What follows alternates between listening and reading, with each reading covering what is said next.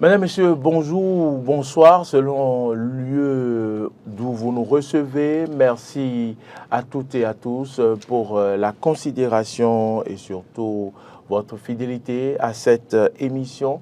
L'émission d'actualité, l'émission qui se doit de vous informer, mais aussi d'analyser les sujets d'actualité, les faits d'actualité de la semaine. C'est un plaisir pour nous de vous retrouver.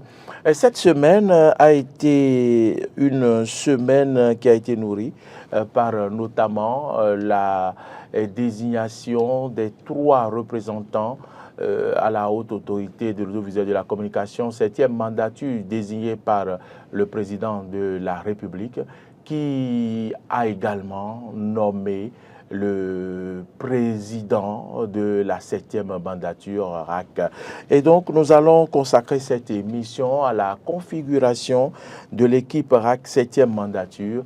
La question que l'on se pose, elle est ceci: enfin une lueur pour l'amélioration des conditions des journalistes? C'est une grosse interrogation. Pourquoi posons-nous cette question? Vous comprendrez dans quelques instants, à travers les analyses, le fondement d'une telle question. La 7e mandature, à quoi devons-nous nous attendre? Quelles sont les attentes des professionnels des médias? Toutes ces questions auront leur réponse dans un court instant au cours de cette émission qui sera réalisée par Marcel Yedo. Observons une courte pause avant de vous présenter les débatteurs.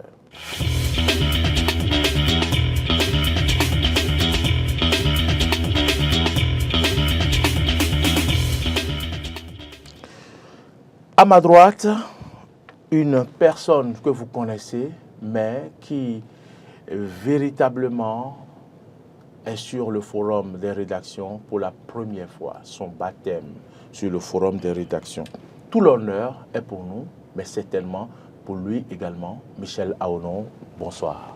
Bonsoir, chers confrères. Bonsoir, Maurice. Bonsoir, Stéphane. C'est un plaisir de vous avoir sur ce plateau. Vous êtes journaliste, vous êtes un aîné, vous êtes membre de la PADEM Bénin, vous êtes président du comité de facilitation carte de presse, vous êtes membre du bureau directeur du patronat de la presse. Merci d'avoir accepté notre invitation. C'est moi. C'est un plaisir. Comment se porte la PADEM Bénin? La PADEM Bénin se porte très bien. C'est quoi la PADEM Bénin? La PADEM Bénin, c'est la plateforme des promoteurs et acteurs pour le développement des médias. C'est un creuset qui réunit les acteurs des médias, patrons de presse et journalistes de toutes catégories pour réfléchir en amont sur certains sujets liés à la vie de la corporation. Et nous servons aussi de base de réflexion pour soutenir et accompagner les organisations fêtières de la presse. Qui est le patron de PADEM Bénin? On n'a pas de patron, on avait un président, Basile Chibozo, qui vient d'être élu conseiller à la HAC. Vous comprenez que je vous ai amené pour planter déjà le décor. Merci. Très bien. Merci. Alors, je me retourne vers vous, Stéphane Ahinoukwassou, bonsoir. Bonsoir Maurice, bonsoir Michel. Bonsoir, chers confrères. Merci d'être venu une fois encore à ce rendez-vous, des échanges, des analyses politiques. Oui, nous sommes encore au rendez-vous pour faire le travail comme d'habitude. Michel Aonon, Stéphane Ahinoukwassou, la HAC, la configuration, les membres de la HAC, de la 7e mandature sont désormais connus. Michel Aonon, pour vous souhaiter la bienvenue, donner aux téléspectateurs un aperçu de la configuration de la HAC, 7e mandature. Merci, chers confrères. Bon, si je dois parler, je ne resterai que conforme à ce que les textes ont prévu. Oui. La Constitution de la République du Bénin, telle que révisée par la loi 2019-40 du 7 novembre 2019 portant révision de la Constitution, notamment aux articles 142 et 143 nouveaux, Oui. dit que la HAC est une institution de la République chargée de promouvoir la liberté de la presse. Et la Constitution renvoie maintenant à une loi organique qui fixe maintenant ses attributions et sa composition. D'accord. Et la loi organique, celle qui est en vigueur, la 2022-13 du 5 juillet 2022, fixe la composition de la HAC. Ok. À savoir qu'il y a 3 conseillers qui sont désignés par le président de la République. Oui. 3 sont désignés par l'Assemblée nationale. Oui. Avec l'ancienne loi organique, c'était désigné par le bureau de l'Assemblée nationale. Mais à la relecture de la loi organique en 2022, c'est désormais l'Assemblée nationale. C'est à cause de ça qu'il a fallu une plénière pour désigner les 3 conseillers récents. Très bien. Et après, maintenant, les professionnels des médias, des catégories presse écrite, audiovisuelle et techniciens font une élection pour désigner 3 représentants. C'est ça. Donc, nous avons fait les élections. Nous avons désigné nos 3 représentants. Armand Onsou qui a été reconduit. Oui. Basile Chibozo qui a été élu dans la catégorie presse écrite. Oui. Et Lionel Begondé qui a été élu dans la catégorie des techniciens.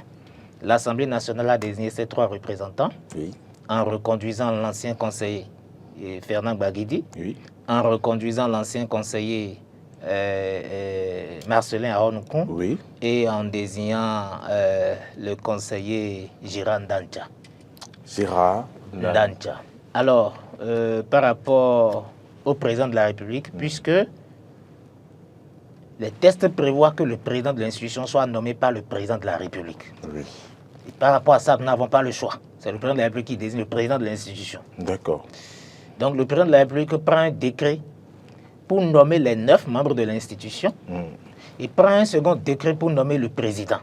C'est ce qui s'est toujours fait et c'est ce que Patrice Talon a fait. Ouais. Donc jusque-là, nous pensons que les choses se sont passées dans les règles de l'art. Et la loi organique prévoit que la mandature de la HAC, une nouvelle mandature doit être connue au plus tard 1 mois avant la fin du mandat en cours. Le mandat en cours doit prendre fin, je crois, le 23 juillet. Oui. Nous avons déjà fait nos élections dans les délais. Oui. Et l'Assemblée nationale l'a désigné. Donc le président de la République a fait ce qu'il doit faire. Donc il a désigné ses 3 représentants et il a nommé le président de l'institution. Donc je pense que tout s'est fait correctement, conformément au test, même si par rapport à la désignation du président, il y a quelques jours de retard, mais ce n'est pas trop grave. L'essentiel, c'est que nous avons aujourd'hui la composition de la 7e mandature de la HAC. C'est 9 membres. Il me semble que vous n'avez pas cité les membres désignés par le président de la République. Oui, j'ai cité. Ah oui, ok, oui. Vous n'avez pas ceux cité qui sont désignés par le président de la République, il y a le conseil Édouard Loko, oui. Il y a Rukiatou Biofai et il y a l'ancien ambassadeur Barré. Mohamed Barré. Voilà. Oui, donc c'est les 3 personnalités qui ont été désignées par le président de la République. Et le président de l'institution est nommé parmi les 3 que le président de la République désigne. Et qui est Édouard Loko. Loko. On va découvrir dans un court instant qui est Édouard Loko. Mais avant, Stéphane Ahinou-Rossou, on constate que parmi les 9 membres qui vont siéger désormais à la 7e mandature, il n'y a qu'une seule femme. Oui, avant de répondre à cette question, je voudrais juste préciser par rapport à ce que Michel a dit que parmi les trois qui sont nommés par le président de la République et les 3 par l'Assemblée nationale, la loi organique dispose que parmi ces 3-là, à chaque niveau, il doit avoir un juriste. Oui. Un juriste, je crois que cela a été également respecté. Maintenant, par rapport à la question de la représentativité, c'est ça, des femmes. Voilà, je pense que, bon, on n'a pas souvent été habitué à voir trop de femmes au sein de l'institution, même si pour cette fois-ci, il y a eu une réduction. Il faut juste souhaiter qu'à l'avenir, on ait plus de femmes qui soient représentées au sein de l'institution. Maintenant, on ne peut faire qu'avec ce qui est là. Le plus important, c'est que les tests soient respectés. Et les tests sont respectés là. Les autres ne sont que des détails sur lesquels on pourra surfer après. Sinon, les tests sont respectés. Il y a une minorité de femmes, mais on va essayer de faire avec. Oui, Michel, oui, par rapport aux femmes, par rapport à l'approche genre. Et je pense que nous avons eu quelques difficultés par rapport à ça, parce que le président de la République, lui, il a honoré son engagement. Au moins, il a désigné une femme. Alors, les autres institutions qui doivent désigner, à savoir l'Assemblée nationale n'a pas désigné de femme. Pourquoi? Parce que l'Assemblée nationale tenait à reconduire d'anciens conseils qui ne sont pas des femmes. Tu sais de quoi je parle. Alors, lorsque schématiquement c'est déjà établi que et le conseiller Fernand Baguidi doit revenir, c'est-à-dire selon les aspirations des politiques. Et déjà que l'ancien conseiller, l'ancien député qui est revenu, qui a rejoint l'équipe entre-temps, et doit revenir, vous comprenez, alors que l'Assemblée n'avait plus la main pour tendre la main à une femme quelque part. Donc du coup, puisque c'est 3 qu'on veut désigner et qu'il y a déjà 2 qui seront reconduits, il faut que maintenant que ça soit la 3e personne qui soit forcément une femme. Donc moi je me suis dit que l'Assemblée pouvait faire un effort en tenant compte de cette approche et pour que, en reconduisant par exemple le conseiller Gbagidi et le conseiller Aounoukoun, que pour la 3e personnalité qu'on cherche au moins une femme. Mais bon, je ne suis pas dans les détails de comment cela a été orienté pour qu'il n'y ait pas une femme. Maintenant, pour ce qui concerne nos autres acteurs des médias, il s'est fait que l'article 143 nouveau de la Constitution presque désormais que le mandat à la HAC est renouvelable une fois. Ce qui a fait que notre ancien conseiller, Ama Onsou, qui avait été élu il y a 5 ans dans la catégorie des audiovisuels, a remis son mandat en jeu. Et donc, il a été réélu. Nous avions une autre candidate, la présidente de l'UPMB, Zakat Latunji, mais qui n'est pas passée. Donc, à part l'audiovisuel, nous avons la catégorie presse écrite. Oui, qui n'a pas eu de candidature dans la catégorie presse écrite, il n'y a pas eu de candidate féminine. Donc, si on n'a pas de candidate, on ne peut pas aller forcer les gens pour être candidat. Donc, dans la catégorie presse écrite, c'est comme ça. Dans la catégorie des techniciens, il y a 5 ans, on a quand même fait la promotion d'une femme, Madame Aoumenou Cécile. Mais cette fois-ci, dans la catégorie des techniciens, j'ai constaté qu'il y avait 7 candidats, mais qu'il n'y avait aucune femme. Donc, oui, les 7 candidats dans la catégorie des techniciens, c'est rien que des hommes. Vous avez Lionel Begonde, vous avez servi à Koyon, vous avez l'ancien, il y a un ancien là de l'URTB là, son nom m'échappe. Ils sont 7 candidats. Hein? Monsieur Séverin Gauvin, Guy Modeste, c'est ça, qui d'autre? Ils sont 7, mais c'est 7 hommes, il n'y a pas de candidat. Donc du coup, les électeurs ne pouvaient pas faire autrement. Et voilà ce que cela a donné. Peut-être qu'on aurait pu avoir une femme si entre-temps c'était la présidente Zakat Latunji qui était passée. Voilà. Donc, schématiquement, voilà comment les choses sont présentées. Donc, dans tout ça, je peux dire qu'au moins le président de la République, lui, il a veillé à ça. À l'approche. Mais l'Assemblée n'a pas veillé à ça. Nous, on avait bien voulu veiller à ça, mais on n'a pas eu de candidature. C'est aussi le reflet de ce que c'est que les médias. En réalité, notre secteur d'activité est tel que les femmes ne sont pas d'abord si nombreuses, mais les quelques rares que nous avons ne prennent pas encore le devant des choses.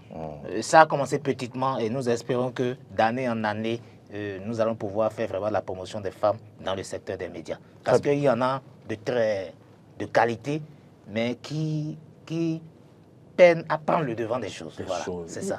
Il y a au total combien de journalistes aujourd'hui représentés à la 7e mandature?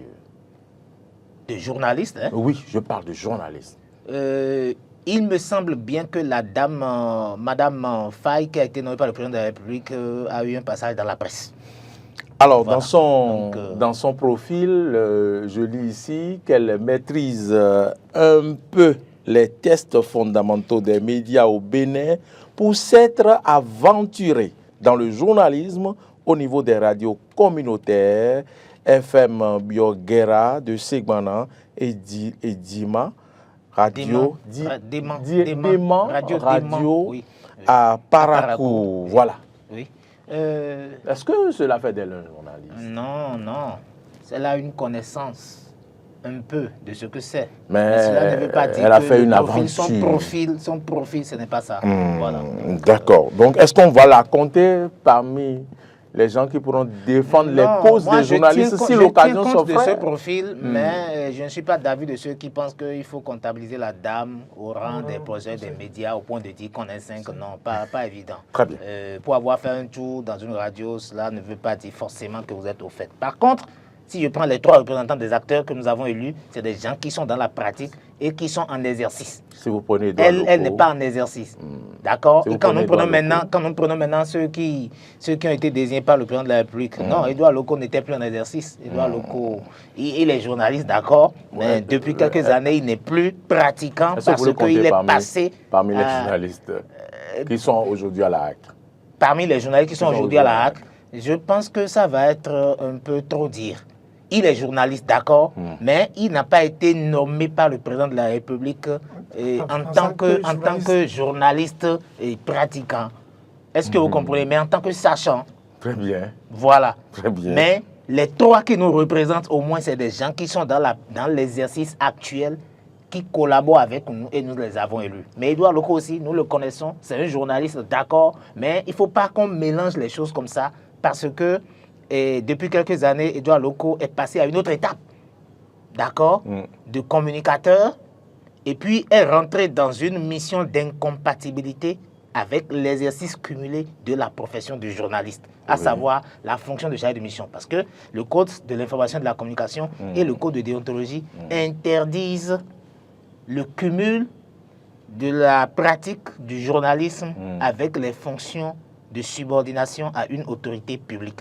Et donc, dans sa fonction de chargé de mission du président de la République, c'est une fonction de subordination à l'autorité publique qu'est le chef de l'État. Par conséquent, il a cessé longtemps d'exercer le journalisme. Mais il est journaliste. Voilà qui est clair.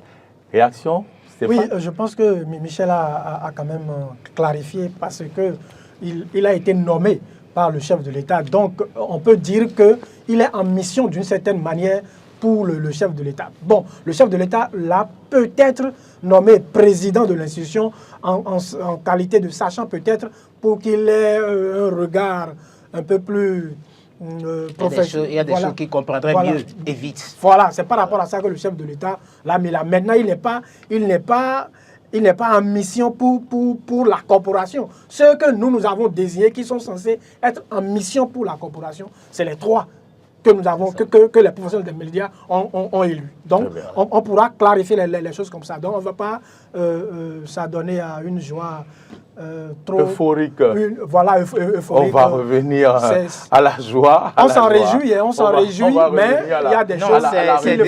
C'est déjà une avancée et c'est déjà bien que celui qui prend la tête soit un acteur du secteur. Il y a des choses qu'on n'a plus à expliquer pendant longtemps à Edouard Loko.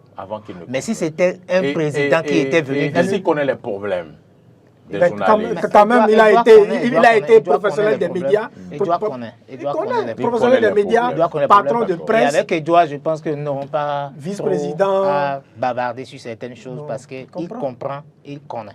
J'aurai le temps de vous dire tout à l'heure pourquoi j'estime qu'il n'aura pas droit à l'erreur. Très bien. Alors, donc, si on estime qu'il connaît et que le nouveau président qui va conduire donc, les destinées de la 7e mandature à la haute autorité de la communication connaît les journalistes, nous allons suivre son portrait. Nommé ce 3 juillet 2024, Edouard Kokou Loko, qui succède de facto à Rémi Prosper Moretti, n'est sans doute pas un intrus de l'institution. Bien au contraire, même si, je dois le reconnaître, il a écrit en 2007, Yahi Boni, l'intrus qui connaissait la maison. Il en a d'ailleurs publié bien d'autres tels que Abdoulaye Issa, trop tôt à 7 ans. Patrice Talon, président du Bénin, un déconfinement de l'homme en toute discrétion. Il faut ajouter qu'il est en 2005 le rédacteur principal du guide de déontologie de la presse béninoise. Edouard Kokou Loko est un journaliste à la réputation établie au Bénin, vice-président de la haute autorité de l'audiovisuel et de la communication entre 2009 et 2014 sous la présidence de Théophile Nata. Taille moyenne, vigoureux, le sourire espiègle, dans un faciès soutenu, Edouard Loko est un homme assez calme et très effacé, comme le témoigne sa démarche. Le tout nouveau président de la haute autorité de l'audiovisuel et de la communication a été directeur général adjoint du groupe de presse Eden TV Diaspora FM. Il connaît bien donc la presse et la presse le connaît. Son cursus dans le domaine en dit bien long. Chargé de mission du président de la République, fondé et directeur général du quotidien Le Progrès, fondé et directeur de l'agence de communication Tropique Communication, membre fondateur et grand reporter au quotidien Les Échos du Jour, fondé et directeur de publication de l'hebdomadaire Progrès Hebdo, membre fondateur et rédacteur en chef du quotidien Le Matin, il a été aussi fondateur du mensuel satirique Le Marin. Le nouveau patron président de la Haute Autorité de l'Audiovisuel et de la Communication a dirigé le Conseil national du patronat de la presse et de l'audiovisuel, l'Observatoire de la déontologie et de l'éthique dans les médias et le réseau des instances africaines de régulation des médias. Il a été membre et fondateur de plusieurs associations de médias. Quant à son cursus académique, il semble bien témoigner des armes bien faites dans les médias de l'illustre homme. Ancien pensionnaire de l'École nationale d'administration de l'UNB, il est titulaire du certificat de formation du CUEJ de Strasbourg, d'un certificat de formation en journalisme à ISIC à Dakar, d'un certificat de formation en gestion de presse à ISC Abidjan, d'un certificat de formateur en journalisme de l'École supérieure de journalisme de Lille, sans oublier qu'il détient un master 2 en gestion des entreprises de presse signé du Centre africain de formation et de perfectionnement des journalistes. Édouard Loko connaît bien donc l'institution à la tête de laquelle il vient d'être porté et il maîtrise aussi bien le domaine de l'audiovisuel et de la communication. L'acteur des médias qu'il est a été élevé à titre exceptionnel et civil dans l'Ordre national du Bénin au grade de grand officier. C'est une compétence dans le domaine de la presse qui vient d'être portée à la tête de la Maison de régulation des médias. Mais pourra-t-il combler les nombreuses attentes en la matière? Seul le temps et la fin justifieront les moyens. Le président de la 7e mandature à la Haute Autorité de la Communication est désormais connu à travers cette présentation de Frédéric Espoir Oumambou. L'on retient qu'au total, sur les 9 membres, il y a 4 départs, il y a 6 entrées et 3 reconductions. Réaction, Stéphane Ayunrosso. Oui, je trouve que le président nommé de la RAC, comme l'élément vient de le souligner, n'est pas un intrus. Il connaît très bien la maison parce qu'il a été vice-président de la RAC. Et il connaît bien les réalités de la RAC, les rouages de la RAC. Donc il revient à peu près dans son marigot. On l'a renvoyé dans son marigot pour peut-être finir le job qu'il avait commencé. Ensuite, est-ce que c'est seulement la RAC qu'il connaît, c'est seulement les rouages de la RAC qu'il connaît? L'élément le dit si bien. Édouard Loko a été d'abord professionnel des médias, il a été journaliste. Ensuite, il a été patron de presse. Il a été patron de presse et il a été également dans le rôle de communicateur. Donc, il maîtrise non seulement les réalités d'un journaliste, on n'a pas à lui compter ça parce qu'il a été lui-même journaliste, il connaît les réalités d'un patron de presse, donc on n'a pas à lui faire un cours sur ça. Maintenant, il connaît également, il a été de l'autre côté de truc-là, il connaît également les réalités. Quand on est communicateur d'un homme au pouvoir, il connaît tout ça, il connaît toutes les contraintes. Et donc, Édouard Loko, pour moi, c'est peut-être le bon profil qu'il faut à la tête de l'institution pour faire une meilleure alliage entre les réalités que vivent aujourd'hui les professionnels des médias et la satisfaction des desiderata du politique qui peut le positionner. Maintenant, est-ce que dans la réalité, Édouard Loko pourra jouer effectivement ce rôle-là? Parce qu'à l'heure où nous sommes aujourd'hui, les défis qui sont les défis de la presse aujourd'hui, c'est que la presse est complètement à rebâtir. La presse est à remettre complètement sur les rails. Et donc, Édouard Loko vient dans un contexte où tout est à refaire, où même les réformes qui sont à engager doivent démarrer au plus pressé. Et donc, il y a une forte pression qui doit être exercée sur Édouard Loko. Maintenant, comment va-t-il s'y prendre? Parce que l'attente des professionnels des médias est extrême. Maintenant, est-ce qu'il pourra jouer ce rôle de jonction où il est en face des siens, c'est-à-dire qu'il est en face des professionnels des médias et en même temps, il reçoit, n'est-ce pas, donc, l'influence politique. Donc, il doit jouer à l'équilibrisme. Est-ce que Édouard Loko est à même de pouvoir le faire. Parce qu'au-delà, sur papier, il est bon. Sur papier, il est bon. En termes d'expérience, il est pas mal. Maintenant, est-ce qu'il pourra faire le job face à tout ce qu'il y a, tous les chantiers qu'il y a aujourd'hui? C'est à l'œuvre qu'on pourra juger tout ça. Sur les détails, on pourra revenir après. Je vous retournerai dans un court instant la question. Est-ce qu'il pourra faire le job? Et vous aurez votre réponse à donner sur la question. Je me retourne vers Michel Aonon, oui, celui-là qui a de la mémoire. Les confrères qui ont participé au scrutin de la HAC 2009 peuvent encore se souvenir de cette parole d'Édouard Loko, comme le margouillard à qui il fut proposé la couronne. Cela ne peut se faire sans l'accord des enfants qui se baladent chicotte en main. C'était les thèmes de campagne de l'homme en 2009. Fin de citation. Est-ce que Édouard Loko, maintenant qu'il est à un poste où qui ne dépend pas forcément des enfants qui ont la chicotte en main, est-ce qu'il sera en mission pour le chef de l'État ou en mission pour améliorer les conditions des hommes des médias, même si ce n'est pas le rôle prioritaire de la HAC? Merci, cher confrère. Je connais cette citation parce qu'en 2009, quand Edouard était en campagne, effectivement, il nous a rencontrés plusieurs fois. Il avait de cesse de le dire. C'est parce qu'il était candidat. C'était une manière. Comment on le dit? Non, c'était une manière. En patois. Et nous, à l'autre endroit, Bologna Wadouga.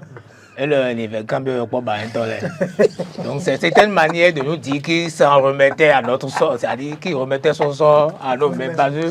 C'est nous qui allions en réalité décider de son sort. C'était une manière pour lui de battre campagne et puis c'était ça a eu son effet aussi. Voilà, donc c'était une manière de. Vous avez été sensible. C'était une manière de montrer aux électeurs qu'il ne peut rien sans nous. Voilà, donc et je pense bien que le profil d'Édouard Loko répond correctement au poste de président de la HAC. Et est-ce que vous avez entendu ma question? Oui. D'accord. Oui, j'ai bien compris. D'accord. J'ai compris. Et qu'est-ce que nous attendons de la HAC?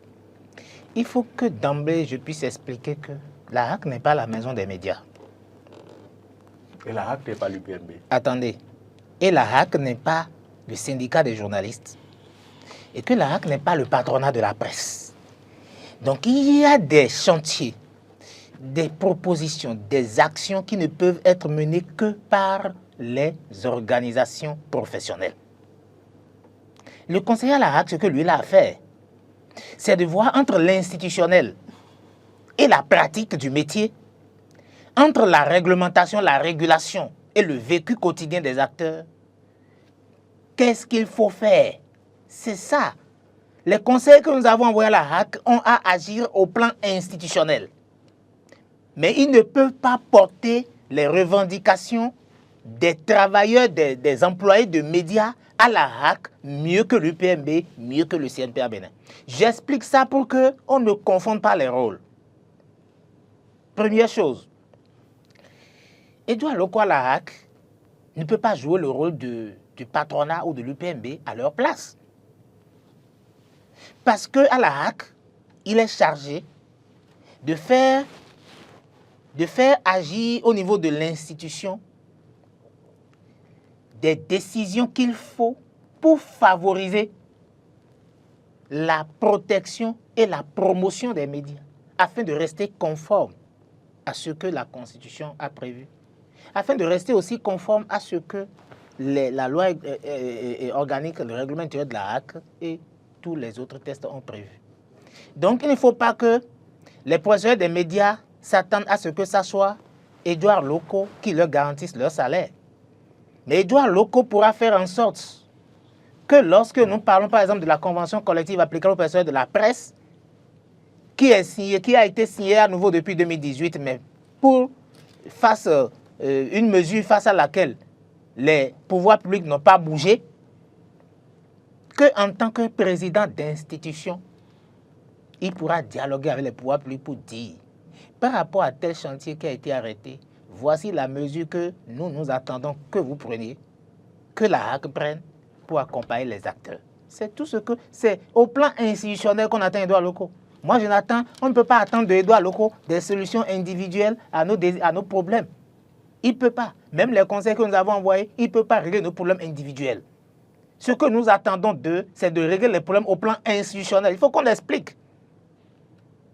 Le conseil à la RAC ne peut pas régler les maux de tête, les petites céphalées d'un journaliste. Mais il a à faire en sorte que lorsque la décision de l'institution dit que lorsque le journaliste a des ennuis de santé qui doivent être pris en charge à hauteur de 70% dans les services publics de santé, lui maintenant conseiller que nous avons élu et le président de l'institution, ils ont à faire en sorte que le dialogue institutionnel entre la RAC et les pouvoirs publics fasse que cette mesure soit rendue effectivement applicable avec le soutien des acteurs. J'explique tout ça pour qu'on ne confonde pas les rôles. Le discours que la présidente de l'UPMB peut tenir, le conseiller de la RAC ne peut pas tenir. Le discours que le président du CNPA Bénin peut tenir, le conseiller de la RAC ne peut pas tenir, le président de la RAC ne peut pas tenir parce qu'ils ne sont pas dans les mêmes rôles. Voulez-vous dire que maintenant, le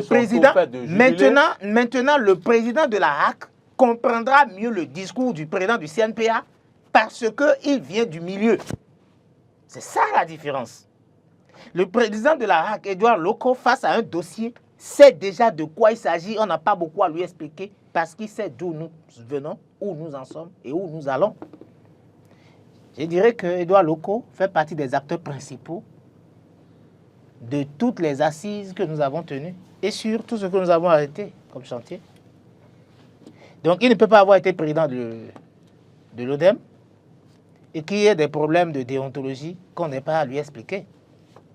Il ne peut pas avoir été président du CNPA et que par rapport à toutes les mesures que nous avons arrêtées par rapport aux conditions d'implantation, le vécu et les conditions d'exercice des entreprises de presse, il ne peut pas avoir été président du CNPA et qu'il soit président de la RAC. C'est des problèmes qu'il connaît.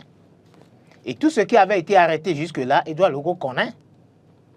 Maintenant, quand vous dites qu'il est en mission pour le chef de l'État, de quelle mission les gens veulent parler? Je ne l'ai pas dit. Hein. Non, j'ai entendu. J'ai entendu. Oui, je peux reprendre ma question. Non, Stéphane a même dit qu'il est en mission pour le chef d'État. Ça me réjouit. La mission, c'est laquelle? Puisqu'il y a un peu plus d'un an maintenant, le président de la République a demandé à la RAC Moretti de lui faire des propositions pour qu'il opère des réformes dans le secteur des médias. Et quand vous lisez le discours, c'est à croire que l'État, en tout cas, le pouvoir public est prêt pour appliquer. Et un an après, la RAC a fait des ateliers, des trucs, et ils ont déposé un rapport, paraît-il.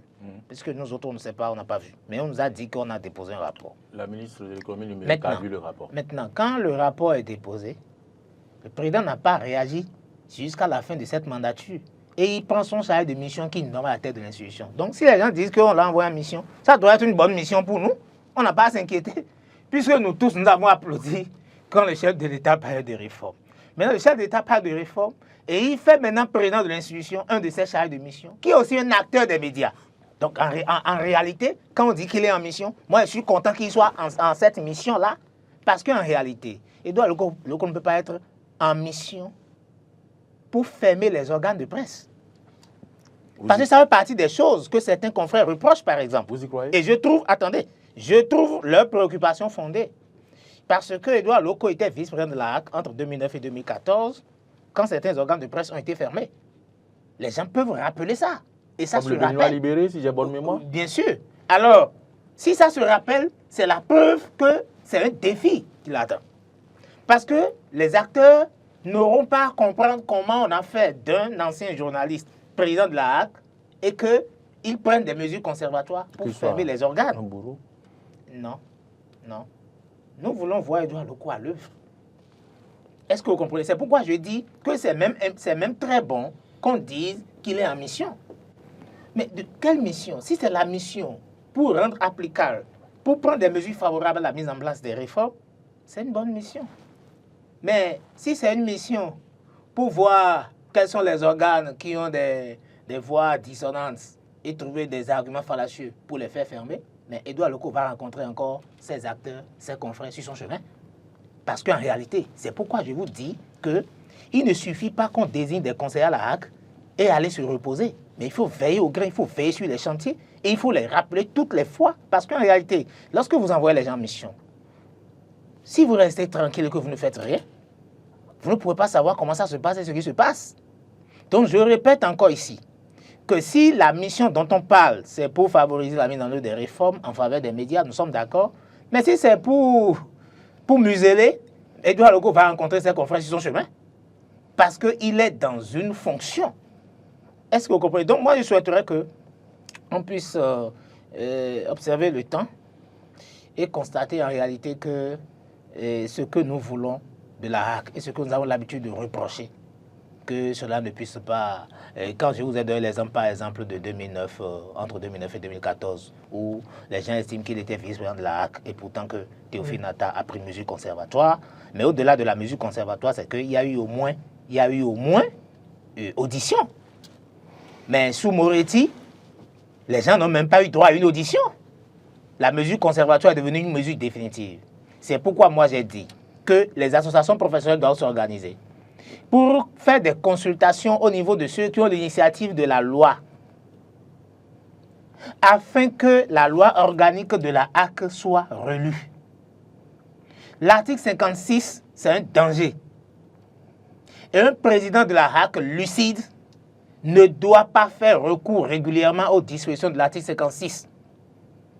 L'article 56, je l'ai toujours dit, doit être la toute dernière mesure. Mais si nous avons un président de la HAC qui, à un tour de bras, fait recours à l'article 56 tout le temps, c'est un danger. L'article 56, c'est quoi? C'est la disposition concernant les mesures conservatoires. Parce que je le dis pourquoi comme ça? Parce que il n'y a pas un média régulier qui fonctionne régulièrement et vous allez chercher, vous ne trouverez pas de faute. S'il n'y a aucune faute, ça veut dire que ce n'est pas un média régulier. Même les grands médias de par le monde commettent des erreurs. Donc, il est question, dans la régulation, de savoir quels sont les instruments qu'il faut appliquer pour rappeler à l'ordre ou savoir comment appliquer la sanction. Mais la sanction ne peut pas aller à la fermeture des organes de presse.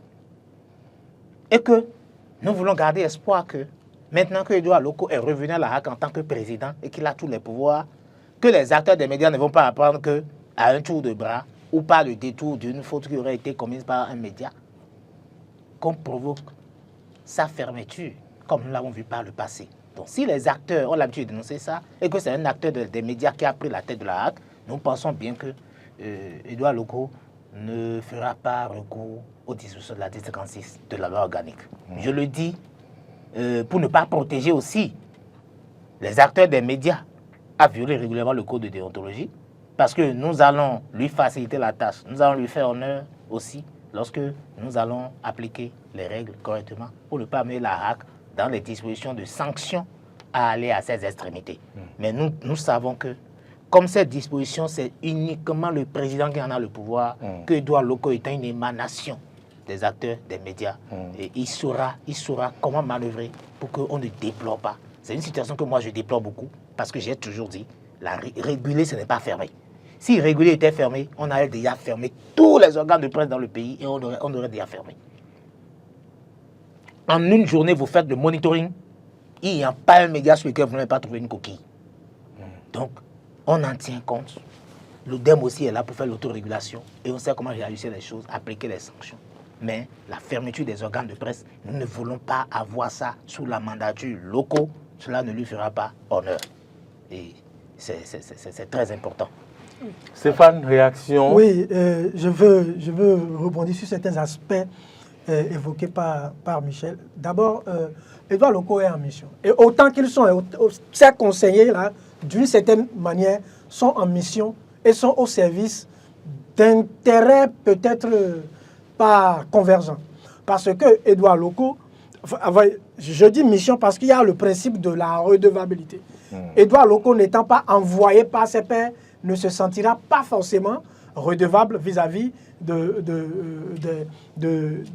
la corporation, mais peut-être redevable au chef de l'État qui l'a nommé, à qui il doit peut-être rendre compte, même si c'est une institution. Donc je pense qu'il y a cet aspect. Il reviendra alors à tous les conseillers de veiller au gré, notamment les conseillers que nous avons envoyés. Les conseillers que nous avons envoyés qui nous sont redevables d'une manière ou d'une autre, qui représentent nos intérêts, qui ont le devoir, la mission de défendre nos intérêts là-bas. Maintenant, le président de l'institution, comme Michel l'a dit, aura peut-être une certaine facilité à leur donner certaines opportunités. C'est de ça, moi je parle. C'est pourquoi je dis que le président actuel, Edouard Loko, doit pouvoir faire l'alliage nécessaire. Cela, c'est important. Maintenant, il faut souligner le fait que tant que la loi ne sera pas relue, on sera toujours là à décrire les mêmes choses. C'est vrai, c'est des hommes qui sont actuellement là. Mais ces hommes qui sont là, que peuvent-ils faire si du point de vue de la loi, il n'y a pas de marge de manœuvre pour faire un certain nombre de choses? Et là, c'est vraiment important de revenir sur la loi. Maintenant, Edouard Loko est là. On parlait de réformes. Quelles sont les réformes? Moi, je me sens toujours offusqué quand on évoque la question des réformes. Parce que quand on dit réforme, il ne peut pas être là pour mettre en œuvre des réformes que nous ignorons. Je trouve que ça, c'est un élément important. Et je trouve que, étant issu de la corporation, le premier acte fort que le président de l'institution doit poser, c'est peut-être d'organiser des assises pour que les professionnels des médias puissent échanger sur ces réformes. Parce que si les réformes nous viennent comme des coups de masse sur la tête, ça peut créer encore d'autres conflits. Parce que nous ne maîtrisons pas le contenu. Et c'est pour cela que j'ai toujours dit que la mandature passée a péché de ne nous avoir pas informés par rapport au contenu de ces réformes. On ne peut pas faire, n'est-ce pas, donc le bonheur de certaines personnes à leur place. Ça ne se fait pas. Et donc, la mandature actuelle doit pouvoir corriger cet état de choses-là. Ensuite, là où Edouard Loko, à ce poste, peut être quand même vraiment un pignon, et j'ai espoir, c'est qu'il connaît les problèmes de nos fêtiers. Aujourd'hui, l'UPMB est ce qu'elle est, nous connaissons. Et le CNPA Bénin est totalement en déconfiture, que Michel m'en excuse, totalement en déconfiture. Aujourd'hui, en tant que président de l'institution et ayant fait ces fêtiers-là, il peut mettre en œuvre, ou bien il peut créer des comment je peux appeler ça? Il peut mettre en œuvre des initiatives amenant ces fêtiers-là à revoir leur posture pour que les échanges-là soient des échanges fructueux. Parce que si les fêtiers ne sont pas sérieuses envers elles-mêmes, quelle institution va les écouter? Aujourd'hui, l'UPMB, ce qu'elle est, nous la connaissons. CNPA, ce qu'il est, nous connaissons. Donc, il faut pouvoir réorganiser. Et Edouard Loko étant là, je pense qu'il peut mettre en œuvre des initiatives capables de changer les choses. Ce n'est pas le rôle de la haute autorité. Je suis d'accord. De la communication. Et il l'a dit, je suis d'accord. Ce n'est pas son rôle. Ce n'est pas le rôle de la HAC. Ce n'est pas son rôle. Mais en tant que président, issu de la corporation, il peut, par des jeux, il peut le faire.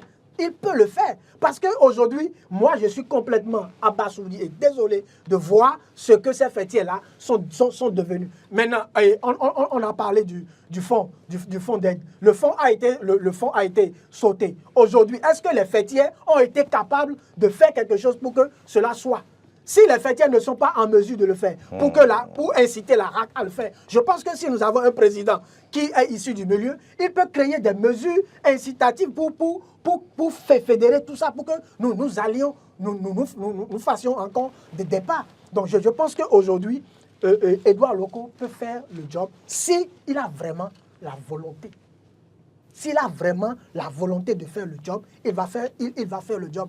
Nous n'oublions pas également que les hommes ne servent que leurs intérêts et c'est seulement dans le feu de l'action qu'on saura si vraiment il est en mission, rien que pour le chef de l'État, ou il est en mission pour toute la corporation. Donc, wait and see. Wait and see. Wait and see. Vous voulez réagir?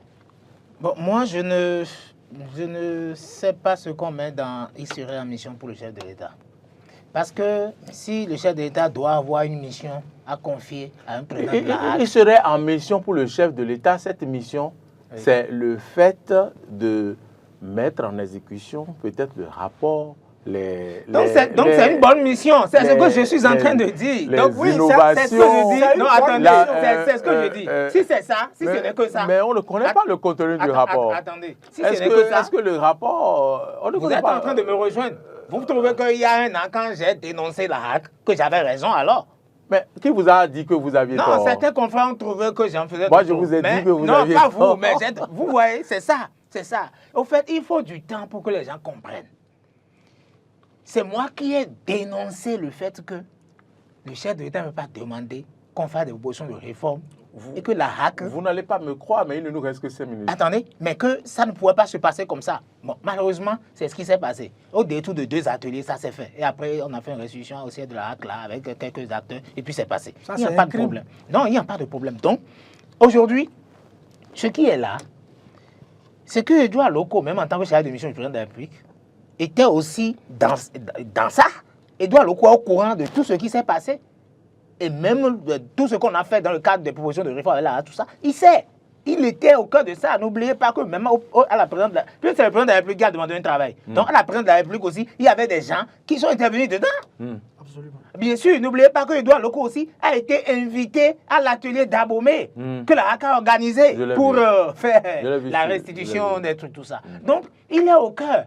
Maintenant, quand on dit il est en mission, s'il est en mission pour ça, pour moi, c'est une bonne mission. Donc, moi, je n'ai pas de préjugés sur sa personne. Maintenant, c'est dans Personne n'a de l'action. préjugés. Non, non. Oui, il y a des préjugés. Les gens estiment qu'il est en mission parce que tu as un peu lui dit de fermer un journal, de fermer une télé, il va le faire. C'est pourquoi j'ai dit tantôt. C'est dans ça que nous voulons voir Edouard Loko.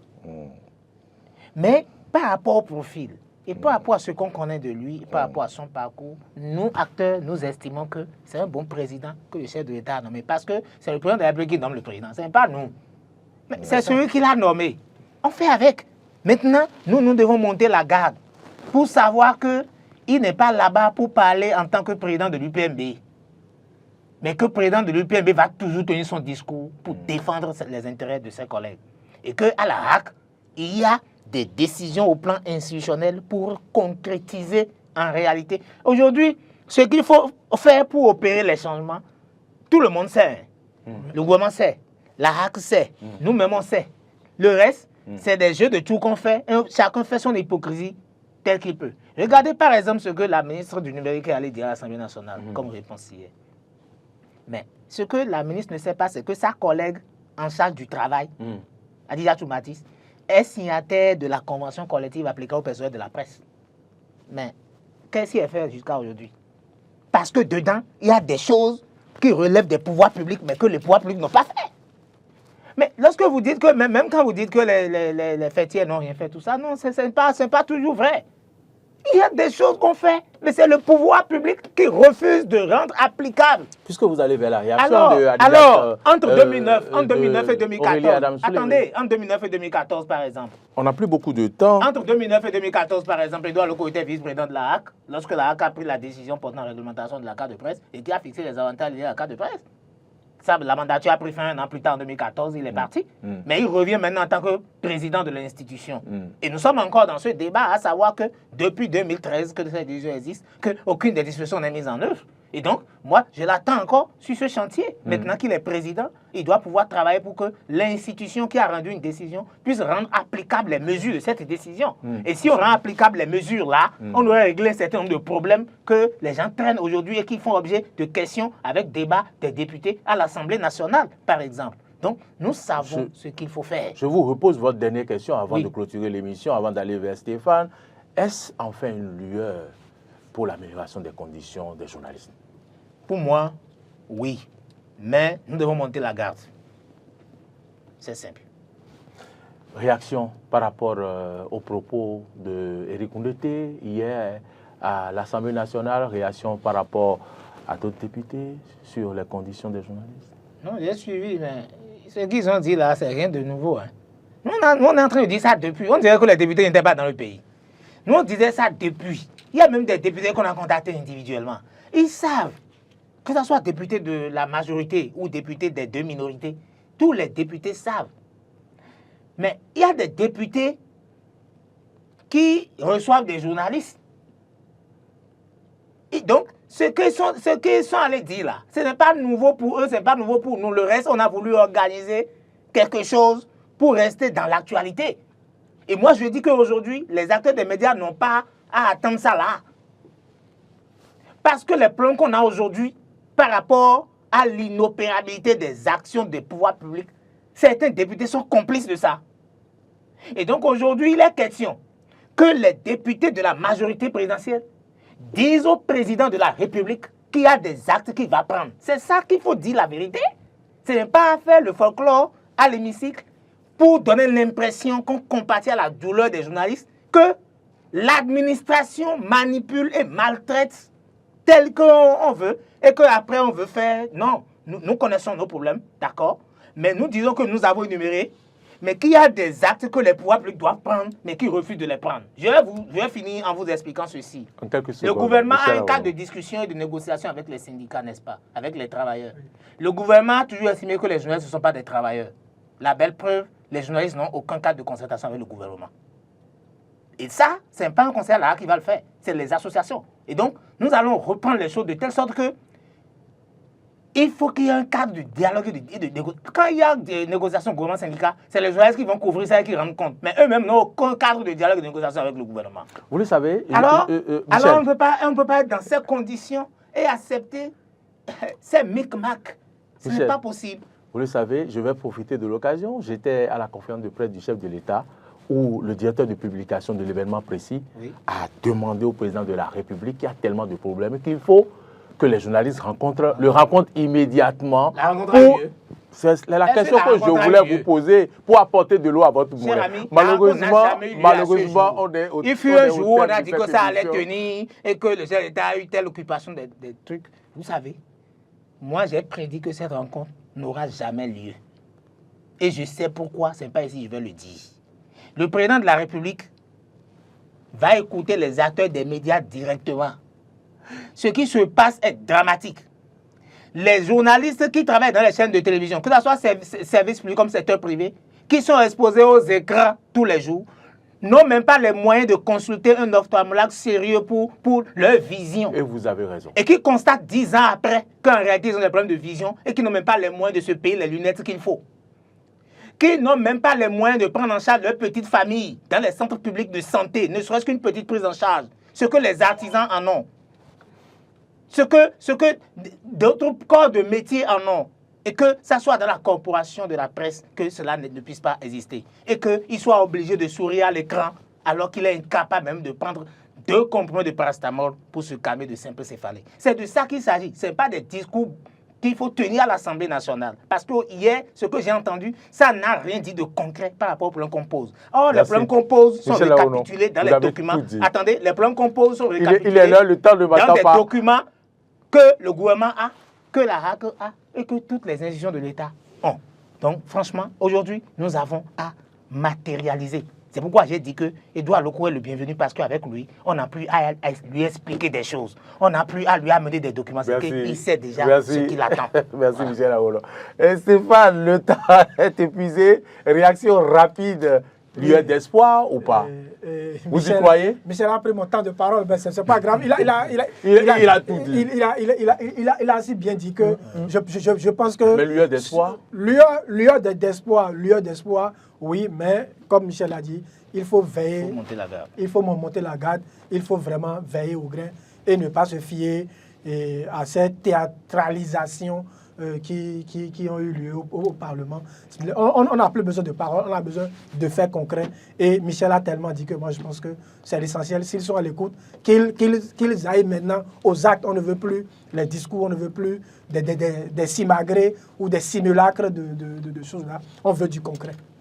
Michel Aonon, Stéphane Ahinou-Rossou, merci. Le temps est allé tellement vite, je n'ai pas compris.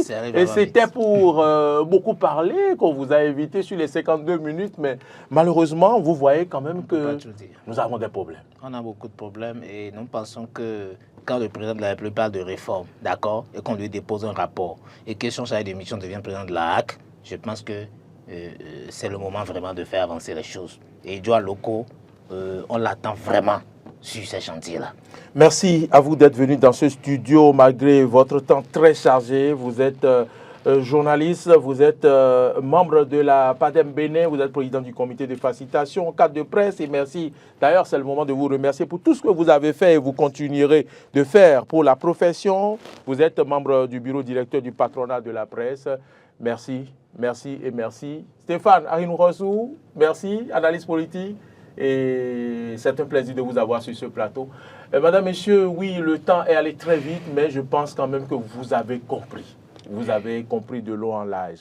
Et nous avions bien voulu partager avec vous quelques analyses, quelques réactions de patrons de presse comme Maforikan, Agapit et autres, mais le temps est passé. Ce n'est que partie remise. Vous allez suivre tout ça dans nos éditions. Merci à toutes et à tous. Merci à Marcel Yedo qui a réalisé cette émission. Réagissez également sur les différentes plateformes, sur YouTube, sur Facebook. Laissez vos commentaires. Soyez courtois, surtout s'il vous plaît. Et aussi, merci à toute l'équipe au son et à la diffusion. Bonne suite de nos programmes. Portez-vous bien. Bon week-end à toutes et à tous.